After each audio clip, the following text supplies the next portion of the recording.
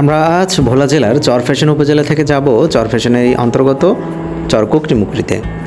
আপনি এখানে দেখবেন যে যেদিকে তাকাবেন সেদিকেই শুধু দেখবেন সুপারি গাছ আর সুপারি গাছ। এরই মধ্যে আমরা গজারিতে চলে এসেছি এবং গজারিতে এসে এই বেশ চমৎকার সুস্বাদু মিষ্টি দেখতে পেয়েছি এবং সেখানে আমরা দু একটা মিষ্টি খেয়ে আবার রওনা হলাম চর কুকরিমুকরির উদ্দেশ্যে। আমার সাথে আছে রোকন এবং রোকন ভাই।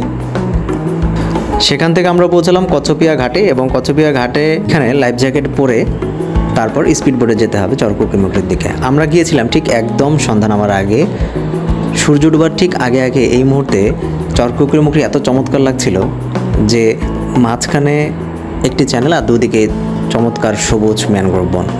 আমাদের স্পিড বোট যাচ্ছিল অনেক দ্রুত গতিতে, দুপাশে দুই পানিগুলোকে উছলিয়ে দিয়ে।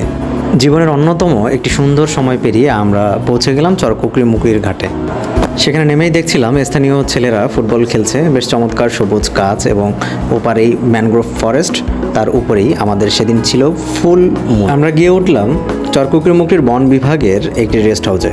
সেখান থেকে ফ্রেশ হয়ে বেরিয়ে পড়লাম নারিকেল বাগান দেখতে, যেটি হলো বঙ্গোপসাগরের ঠিক পাশেই চর কুকরিমুকরির একদম শেষ ভাগ এবং ঢালচরের আগে। অত্যন্ত চমৎকার একটি জায়গা। এভাবেই চ্যানেলগুলোর মাঝখানে গাছ ফেলে দেওয়া হয়েছে এবং সে গাছগুলো পেরিয়ে আমাদের যেতে হবে। এরকম কয়েকটি চ্যানেল পেরিয়ে আমাদের যেতে হবে চর কুকরিমুকরির জায়গায়। ম্যানগ্রোভ বনের অনেকটা অংশ হেঁটে গিয়ে আপনি দেখতে পাবেন চমৎকার একটি দৃশ্য। কালো মেঘ, সবুজ বন, কর্দমাক্ত চ্যানেল এবং সেই বিশাল বঙ্গোপসাগর। চমৎকার একটি সকালে আমরা এখানে এসে পৌঁছে গেছি।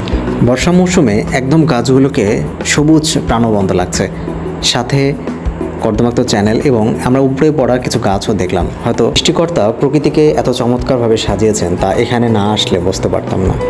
চর কুকরিমুকরির ইতিহাসটাও একটু ব্যতিক্রম।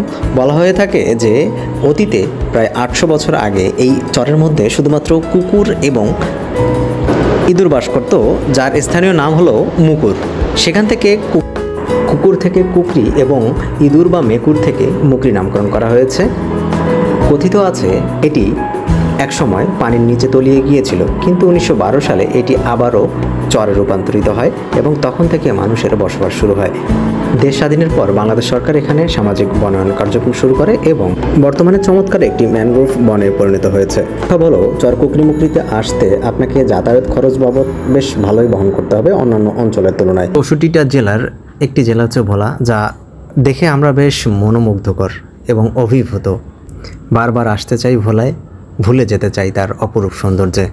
ভালো থাকুক প্রিয় ভোলা, ভালো থাকুক চরফ্যাশন, ভালো থাকুক চর কুকরিমুকরি।